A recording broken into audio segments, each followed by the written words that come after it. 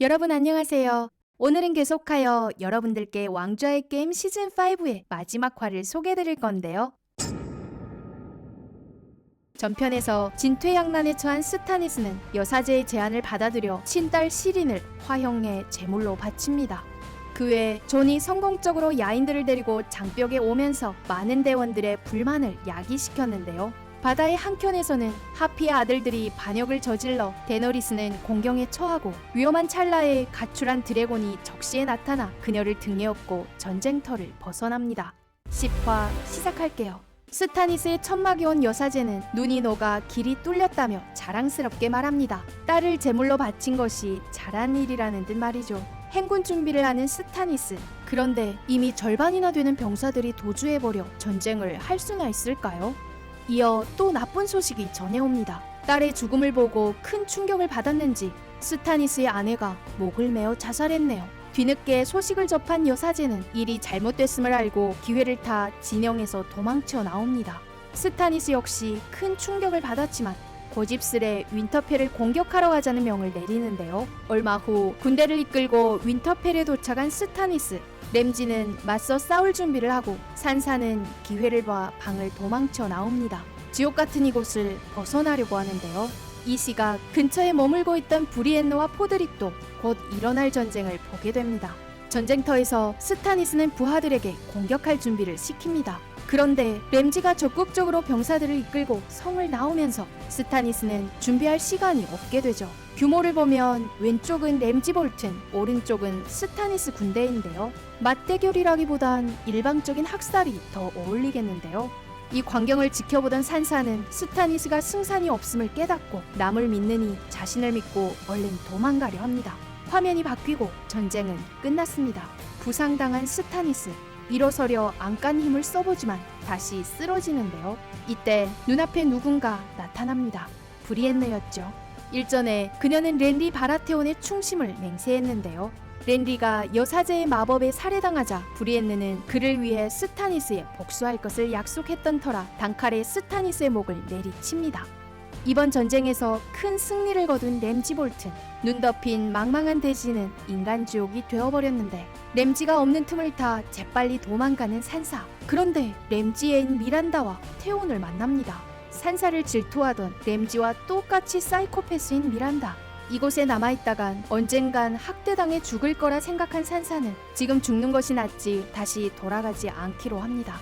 눈앞에서 미란다가 곧 산사를 죽이려는 찰나 급기야 각성한 태온이 미란다를 높은 곳에서 밀어 떨어뜨립니다. 그런데 이때 때마침 승전한 램지가 성으로 돌아오는데요. 미란다가 태온의 손에 죽었다는 것이 발각되면 어떤 창의적인 고문을 당할지 생각하기도 싫었던 태온은 산사를 데리고 성벽으로 올라갑니다. 서로를 마주보던 두 사람은 손을 잡고 뛰어내리는데요. 과연 그들은 안전하게 윈터펠을 탈출할 수 있을까요? 다시 장벽으로 돌아와 존은 세멸에게 백귀 군단의 습격을 말해줍니다. 발라리아 보검으로 백귀를 죽였다 말하는 존. 드래곤 글라스 외에 발라리아 강철검으로도 백귀를 죽일 수 있었는데요. 세멜은 애인 길리를 데리고 장벽을 떠나길 원하며 공부를 해 마에스터가 되려 합니다. 지금 이곳에서 아무런 도움이 되지 못할 바엔 마에스터가 되어 존을 돕는 것이 더 낫다 생각했나 본데요. 동시에 애인 길리도 안전하게 보호할 수 있고요. 많이 아쉬웠지만 존은 결국 세멜을 보내줍니다. 이는 믿을 만한 사람이 또 하나 줄어들었음을 의미하는데요. 다시 아리아에게로 돌아와 전편에서 라니스터 호위병 메린 트란트가 소아 성애자라는 걸 말씀드렸는데요. 그는 어린 소녀들을 채찍으로 때리며 즐기고 있습니다. 그런데 그가 있는 힘껏 그 중에 한 소녀를 때려도 소녀는 아프지 않은지 꼼짝하지 않습니다. 이에 화가 난 메린 트란트가 더 호되게 때리려 하자 소녀는 갑자기 가면을 벗습니다. 아리아였는데요. 숨겨둔 칼로 메린 트란트의 눈을 공격하고는 그의 몸을 마구 찔러대는 아리아. 예전과 달리 아주 냉정해졌는데요. 놈의 죄를 알리면서 칼로 놈을 괴롭히다 마지막에야 치명적인 한 방을 날립니다. 오, 아리아 너무 멋진데요? 몰래 훔쳐간 가면을 들고 흙과 백에 지배온 아리아. 하지만 유능한 자케는 모든 것을 다 알고 있었죠. 죽이지 말아야 할 사람을 죽였으니 다면신에게 다른 한 목숨으로 갚아줘야 한다 말하는 자케. 이어 독을 아리아에게 먹일 줄 알았는데 자신이 마시더니 죽고 맙니다. 아리아는 친구 같은 자켄의 죽음에 통곡하는데요. 이때 등 뒤에 있던 소녀가 갑자기 자켄으로 변합니다. 놀라움에 아리아는 쓰러진 사람의 얼굴을 벗겨내는데 그는 수많은 사람의 가면을 쓰고 있었고 마지막엔 아리아의 얼굴을 하고 있었죠. 혼란스러운 장면일 수 있는데요. 말하고자 하는 것은 진정한 자객이 되려면 필히 본인의 신분을 버려야 아무도 아니지가 될 수 있습니다. 이어 아리아의 시야가 점차 희미해지더니 아무것도 보이지 않습니다. 아리아는 실명되는데요. 다시 제이미에게로 돌아와 마르텔 왕은 약속대로 제이미와 미르셀라를 킹스랜딩으로 배웅해줍니다. 출발 전 붉은 독사의 에이는 미르셀라에게 사과하며 키스로 작별 인사를 합니다. 이번 일은 잘 해결된 것 같은데요. 배에서 제이미와 미르셀라는 마음을 열고 대화합니다. 자신과 쉐르세이의 근친상간, 그러니까 불륜을 말하기 힘들어하는 제이미. 그러나 미르셀라는 이미 알고 있었다는 듯 제이미가 친아빠여서 기쁘다 말하며 오히려 좋아합니다. 제이미는 새삼스레 감동받는데요. 서로를 포옹하는 부녀. 이때 미르셀라가 갑자기 호흡곤란을 느끼더니 코피를 흘립니다. 사실 붉은 독사의 A는 미안한 척 연기했을 뿐 방심하는 틈을 타 독을 입에 묻혀 미르셀라에 키스했던 건데요. 한편 바다의 한켠에서 드래곤을 타고 한참을 날아 거대한 초원에 도착한 데너리스. 드래곤도 부상으로 힘들었는지 데너리스가 아무리 불러도 노예 도시로 가려 하지 않아 어쩔 수 없이 그녀는 주변에서 식량을 찾아 돌아다니고 있는데요. 이때 갑자기 멀리서부터 도트락 부족이 나타나 그녀를 둘러쌉니다. 좋은 사람인지 아닌지 알 수 없는 상황인데요. 엄청나게 많은 사람들에 둘러싸인 데너리스, 괜찮을까요? 한편 노예 도시에서 새끼 악마를 비롯한 일행은 데너리스를 걱정하고 있는데요. 서로를 믿지도 손발이 맞지도 않는 이들이지만 데너리스를 보호하려는 목적만은 일치합니다. 하여 전투력이 강한 다리오와 조라는 함께 용이 날아간 방향을 따라가 데너리스를 찾아보기로 하고 새끼 악마는 회색벌레와 미산데이와 함께 성에서 사분 오열된 미린을 다시 재정비하려 합니다. 낯선 도시에 와 이러듯 큰 도전을 하게 된 새끼 악마, 머리가 좀 아파오는데요. 이때 때마침 정보에 따라 바리스가 새끼 악마를 찾아옵니다. 지금 내전 중인 노예도시 미린을 보고 바리스는 정보가 관건이라며 적의 장점과 약점을 잘 파악해야 국면을 되돌릴 수 있다 말합니다. 정보라고 하면 정보 수집의 대가인 바리스가 지금 곁에 와 있으니 이처럼 강한 이상적인 구성도 없는 것 같습니다. 한편 킹스랜딩에서 최고 권위를 자랑하는 세르세이는 불륜으로 며칠간 지하 감옥에 갇혀있다.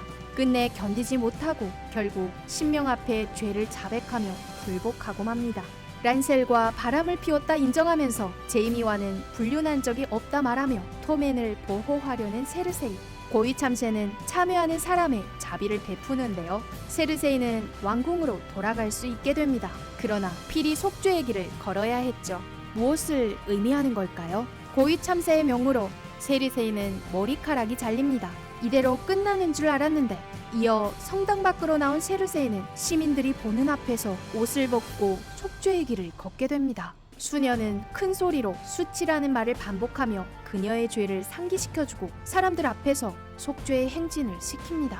시민들은 그녀의 창녀, 범죄자라 욕을 하고 침도 뱉고 심지어 과일이나 야채, 변 같은 것을 던지기도 합니다. 예전 권위가 하늘을 찌르던 태호가 오늘은 천만인이 침 뱉고 욕하는 비천한 범죄자가 되었고 두 발은 피투성이가 되어버렸죠. 자존심 강한 세르세이는 울음을 터뜨리며 계속하여 앞으로 걸어갑니다. 멀리에 있는 왕궁을 바라보면서 만인의 욕을 먹으며 어물을 뒤집어 쓴 채 드디어 왕궁에 도착한 세르세이. 그녀를 위로하며 챙겨주는 충신 콰이건. 그는 마운틴더러 세르세이를 안아 방으로 데려가게 합니다. 사실 마운틴은 붉은 독사의 독에 감염되었지만 죽지 않고 살았는데요. 현사 콰이번에 의해 말 잘 듣는 괴물로 개조되었죠.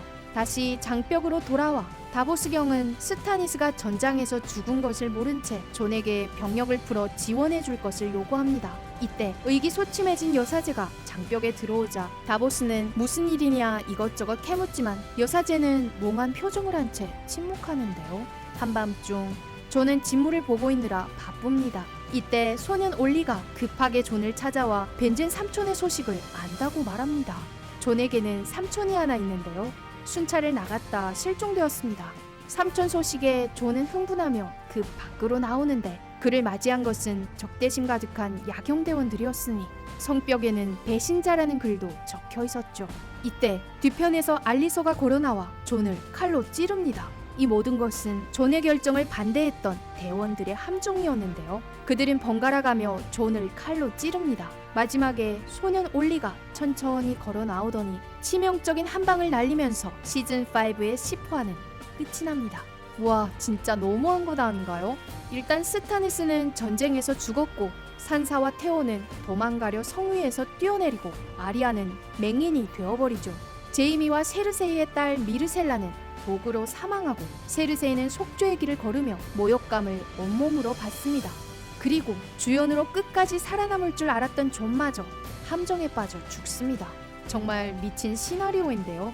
그러나 왕좌의 게임인 만큼 지금 발생하는 일들이 결말이라 확정 지을 수는 없습니다. 흥미진진한 시즌5의 줄거리 전부 다 소개해드렸는데요. 앞으로의 스토리가 궁금하시다면 시즌6도 기대해주시고요. 시청해주신 여러분 감사합니다.